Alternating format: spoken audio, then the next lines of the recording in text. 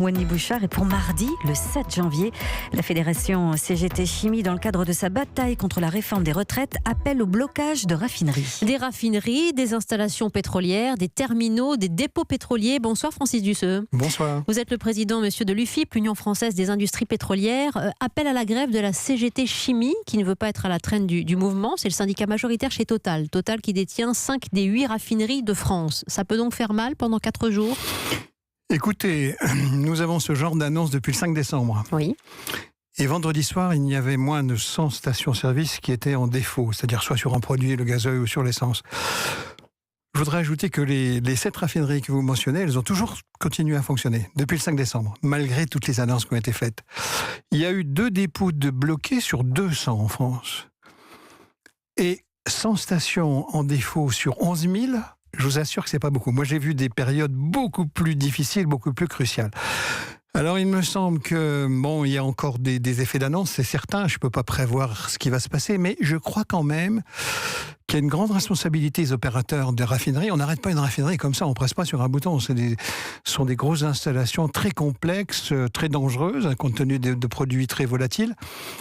Donc avant de décider un arrêt complet d'une raffinerie, je vous assure, je l'ai rarement vu.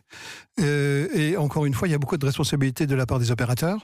On trouve peut-être des compromis. Alors peut-être on baisse un peu les débits, peut-être de façon parcellaire on arrête les expéditions, c'est ce qui s'est passé. Il n'y a pas un blocage total de la production, ça n'existe pas. Voilà, mais blocage total de la production. Alors j'ai quand même connu en 2010 une période de M. Sarkozy, déjà sur les problèmes de retraite, où il y avait toutes les raffineries bloquées sauf une.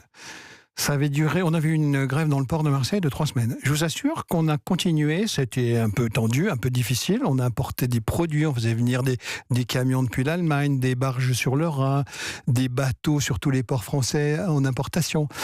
Donc écoutez, je ne veux pas être fanfaron, mais je crois quand même qu'avant de bloquer complètement le pays, ce sera très difficile. Et puis enfin, vous connaissez le système, c'est qu'on a l'obligation, nous, opérateurs pétroliers, d'avoir en permanence 3 mois de stock. Dans des dépôts stratégiques. Voilà, alors dans une zone où, par exemple, une raffinerie a stoppé de charger pendant 8 heures, on demande au gouvernement de relâcher ses stocks stratégiques. C'est-à-dire qu'il vous faut l'accord de la police. Il faut le gouvernement. Le gouvernement. Et ça a très bien marché depuis le 5 décembre. Ce qui fait qu'on est dans une situation correcte. Alors, il faut surtout donc, un service minimum du carburant, si j'ose dire. Voilà, donc il faut surtout pas enflammer le jeu, c'est pas mon intention, mais j'ai entendu parler de blocage de quelques dépôts, les 200 dépôts dont on parlait avant. Il y en a eu quelques-uns, mais systématiquement, cette fois-ci, la police intervient.